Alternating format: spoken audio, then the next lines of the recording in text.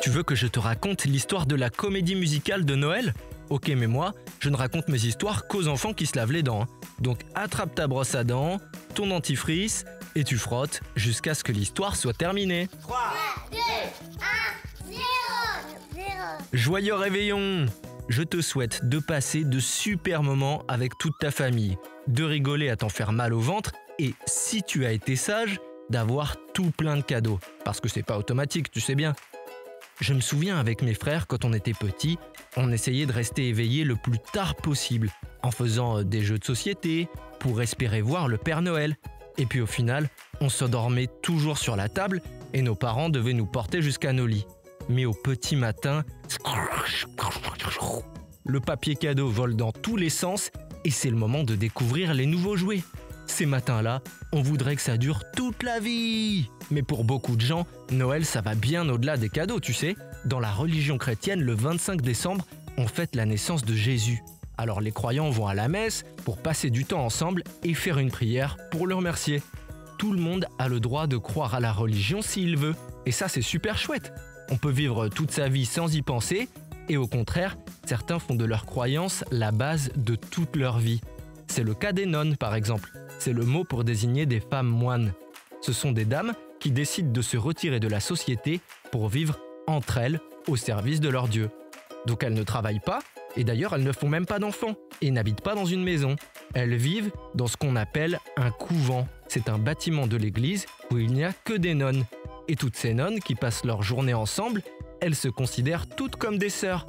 C'est normal aussi. Certaines d'entre elles rentrent au couvent quand elles ont 18 ans et elles y restent toute leur vie. Mais il y a un tout petit problème dans tout ça, pour tout te dire, c'est que, tu sais, quand on devient vieux, on est plus fragile. On a moins de force et tout. Les escaliers, ça devient fatigant, voire carrément impossible. Donc il faut éviter les marches. C'est pour ça qu'en vieillissant, il y a plein de nonnes qui sont obligées de quitter leur couvent et leurs sœurs pour aller vivre en maison de retraite.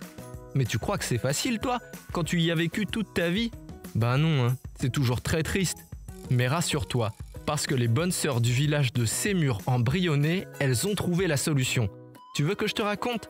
D'accord, mais d'abord, est-ce que tu sais à quand remonte la première intervention d'un dentiste ?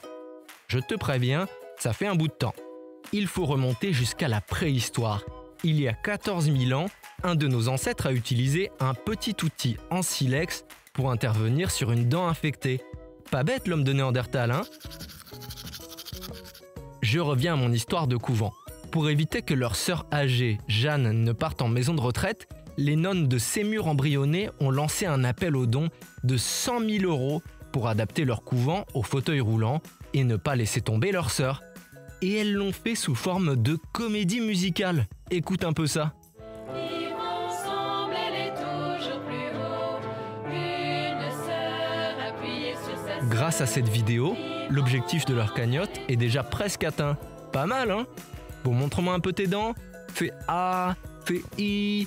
C'est pas mal ça, bien blanche comme il faut. Tant pis pour vous les caries. Allez maintenant, au lit. Je vais pas aller me coucher. Retrouvez les épisodes des Dents et Dodo sur le site et l'application BFM TV et sur toutes les plateformes de streaming. Si cet épisode vous a plu, n'hésitez pas à lui donner une note, à vous abonner à la playlist et surtout à en parler autour de vous. C'est un podcast BFM TV.